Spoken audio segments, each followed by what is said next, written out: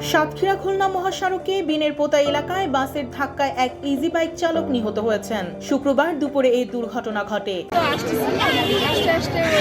দেখি একটা অন্য আরেকটা গাড়ি ট্রাক মতো এসে ধাক্কা দিয়ে গাড়িটা চলে গেল আর এই গাড়ি ছাড়াই প্রত্যক্ষদর্শীরা জানান, খুলনা থেকে সাতক্ষীরাগামী একটি বাস হঠাৎ নিয়ন্ত্রণ হারিয়ে সামনে চলা একটি ইজি বাইকে সজোরে ধাক্কা দেয়। এতে ইজি বাইকটি দুমড়ে মুচড়ে যায় এবং চালক ঘটনাস্থলেই মারা যান।